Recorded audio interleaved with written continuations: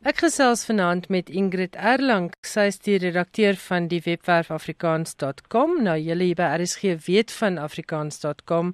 Dit is hierdie wonderlike inisiatief om Afrikaans te bevorder en om Afrikaans as 'n handelsmerk uit te bou. Goeienaand Ingrid. Goeienaand Ilse, goeienaand luisteraars. Dit is so lekker om by julle te wees vanaand. Ons gesels nou spesifiek oor Afrikaans.com se boekelys, die uitskieterlys wat ons vroeër vanjaar op die webwerf geplaas het. Hoe vorder dinge met hierdie lys? Want die idee daar agter is om die 100 beste boeke wat al ooit in Afrikaans verskyn het, op een lys te kry met luisteraars en lesers se stemme en aan die hand van hulle eie keuses ook. Weet jy Ilse, ons kry wonderlike reaksie op die boekelys. Dit is baie duidelik dat Afrikaanse mense is lief vir lees. Ons sê op ons webtuiste grappende wys dat mense in Suid-Afrika meer lief vir sjokolade koop as vir boeke koop. Maar dit is vir ons baie duidelik dat dit nie so is nie. Mense stem gunsteling boeke, hulle laat weet ons van boeke wat hulle graag op die lyste wil sien, wat 'n groot indruk op hulle gemaak het. En ek moet vir julle sê dat Afrikaans leef in die harte van mense se huise of in mense se lewens en veral op hulle boekrakke. Nou die idee met die boeke uitskieterlys is dat julle gaan kyk na hierdie lys en dat julle gaan stem vir julle gunsteling boeke, maar ook vir ons terugvoer gee oor boeke wat vir julle spesiale betekenis gehad het. En ons gaan natuurlik artikels begin publiseer oor wat sê mense oor hierdie verskillende boeke. So dit is baie belangrik dat Afrikaanse mense weet dat hierdie lys is vir alle Afrikaanse mense en dit is nie Afrikaans.com se lys nie. Dit is 'n lys vir Afrikaanse mense wat lief is vir lees. En om hierdie lys uit te brei so ver as moontlik en om soveel as moontlik verskillende genres in te bring in ons boekelys. Is daar al genoeg belangstelling of dink jy mense kan maar gerus meer bydraes lewer? Weet jy, definitief. Ek dink ons het 'n wonderlike veldtog op die oomblik wat vra hoe lyk jou Afrikaans. En ek dink baie mense is betrokke by die kompetisie. Ons het meer as 800 inskrywings gehad vir ons eerste ronde, wat nogal einde van hierdie week nou tot 'n einde kom. Ons wenners word aangekondig op die 10de September. Maar dan is daar nog 'n tweede en 'n derde ronde. En ek dink mense is gefokus op hierdie hoe lyk jou Afrikaans wat wonderlik is, want ons betrek dit ook by ons boekelys en ons vra vir mense om te sê, deel met ons 'n stukkie van 'n boek wat jy geniet het, of vertel vir ons hoekom 'n boek vir jou belangrik is, en jy kan dit inskryf vir die kompetisie. Maar die boeke uitskieterlys is iets apart, hoewel dit aansluiting vind, en daar is wonderlike verrassingspryse wat ons deurgee vir mense wat gereeld stem, of wat baie stem, of wat vir ons wonderlike bydraes gee. Maar ek dink regtig vir mense moet bietjie moeite doen en gaan kyk na die boeke uitskieterlys. So ek sê, ons kry al redelike goeie terugvoer, maar ek dink dit is belangrik om net weer 'n keer vir mense daarvan te vertel, en vir hulle te sê om regtig vir 'n bietjie te gaan ondersoek instel. Dit is eintlik heerlik, jy kan klik op elke boekomslag, jy kan meer gaan lees oor die boek en oor die skrywer, net om jouself bietjie weer te herinner, as jy al vergeet het waar dit gegaan het, en sommer net om daar deur te blaai. Dit is eintlik 'n baie, baie lekker oefening. Wat wou julle bereik met hierdie lys? Ek dink dit gaan absoluut daaroor, dat daar so 'n ongelooflike bydrae gemaak is wat letterkunde aanbetref in Afrikaans. En ek dink dit is net weer om mense opgewonde te maak oor die ryk skat wat ons in Afrikaans het in ons boeke. En natuurlik, dit is soos baie belangrik om mense te inspireer en opgewonde te maak sodat hulle vir hulle kinders kan leer om te lees. Ek dink lees is net so, jy sal absoluut my saamstem, en ek weet al die luisteraars wat na hierdie program luister weet dat boeke jou so verryk en dit jou wêreld oopmaak. En ek dink dit is maar die groot ding. Ek dink dit is 'n groot passie wat ons het vir Afrikaans en vir dit wat in Afrikaans beskikbaar is. En ek weet ook, toe julle my gevra het om dit saam te stel, het julle ook gevra ons moet vir die leser 'n soort van 'n sentrale plek gee waar hy meer kan lees oor boeke, maar byvoorbeeld dan ook soveel moontlik agtergrond oor die skrywer en die boek en resensies en miskien akademiese werk wat geskryf is oor en rondom die boek. So dit is tipe van 'n een-stop inligtingssentrum oor die Afrikaanse boek. Ja, weet jy, ek dink Afrikaans.com is regtig vir 'n deurgang of 'n plek waar mense kan uitvind waar om al die inligting te kry. Vir ons is dit so belangrik om te vier dit wat reeds gedoen word in die Afrikaanse leefwêreld. En daar is wonderlike hulpbronne daar buite. So ons maak mense lus om 'n bietjie verder te gaan delf en ons gee hulle baie goeie rigtingwysers oor waar om goeie inligting te kry oor spesifieke boeke. So ons neem nie oor by wat Litnet doen nie en al die wonderlike onderhoude wat beskikbaar is op soveel fronte of vlakke nie.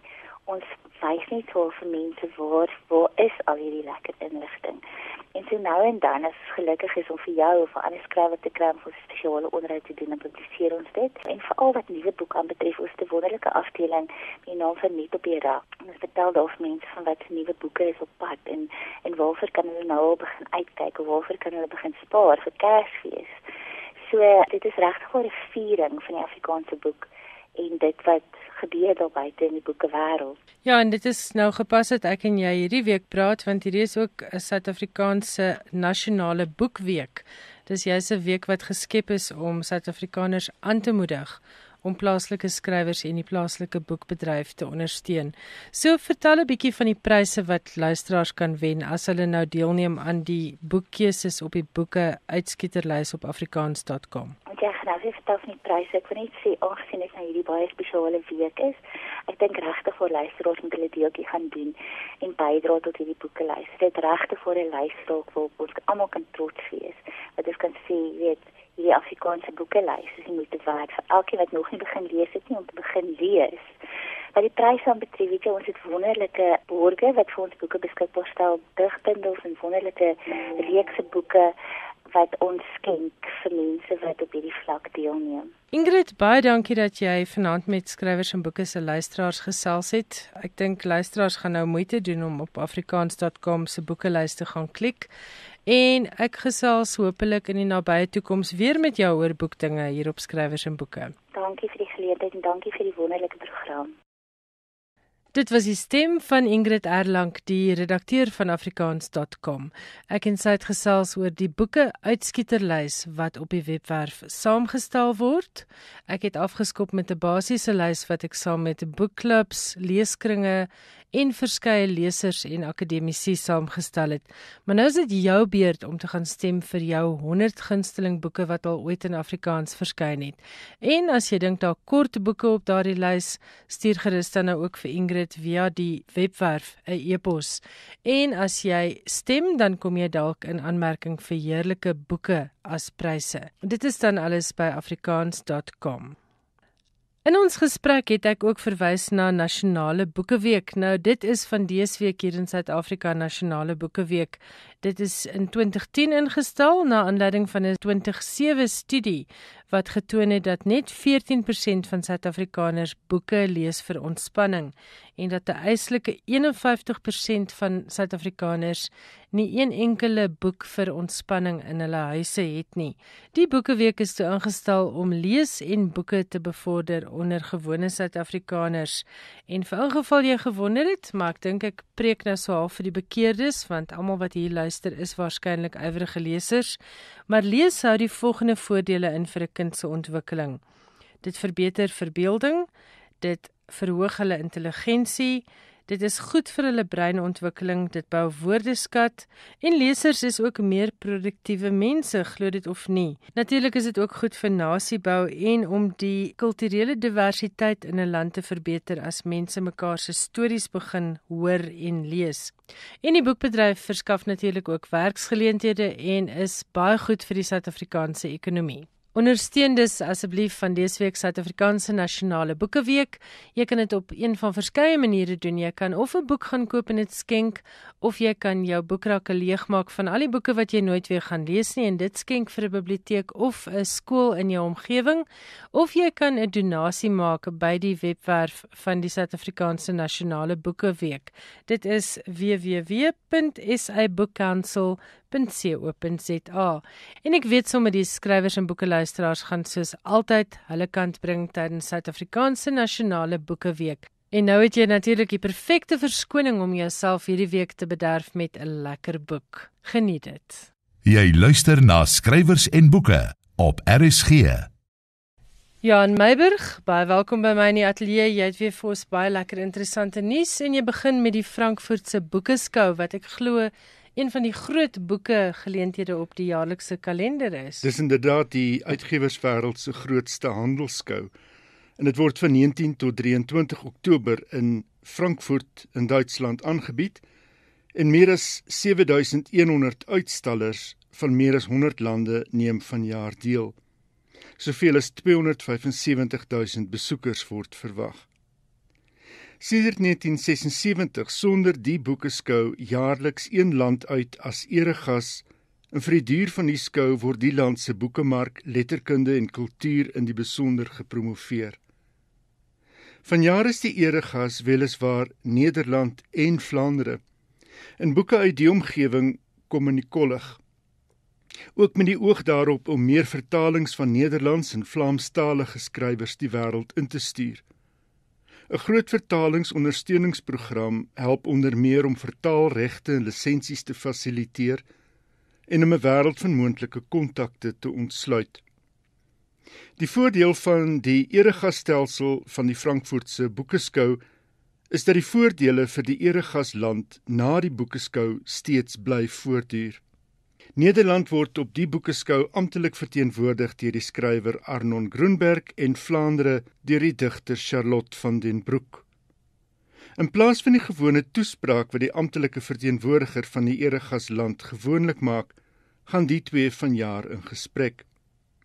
Grunberg was 'n jaar of wat gelede op besoek aan Suid-Afrika en sy Tirsa het nie net verskeie literêre pryse verower nie, maar is ook verfilm. Sy jongste boek, Moedervlekken, het onlangs verskyn.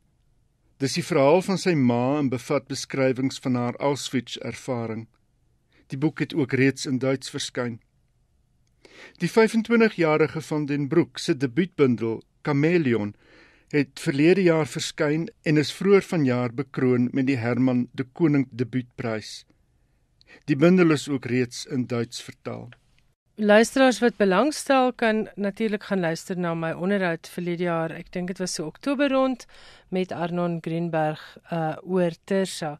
Ek sien nogal uit na daai boek oor sy ma se ervarings, want inderdaad. Dit bly vir my een van die aangrypendste dele van die hedendaagse geskiedenis, is enigiets wat te doen het met die konsentrasiekampe. En ek wil ook sê, miskien weet die luisteraars dit nie, ek weet jy weet dit, maar daar is fantastiese samewerkingsooreenkomste tussen Suid-Afrika se letterkundiges en die van Vlaandere en Nederland. En daar is 'n baie goeie kruisbestuiving. Ek dink byvoorbeeld aan skrywers soos Dion Meyer en Irma Joubert en Jeanette Paul, wie se werk in Vlaams verskyn en hulle is ons baie goed gesin. Dis waar. So ek is baie bly, hulle kry ook nou 'n kans dat die res van die wêreld se kollig op hulle kan skyn.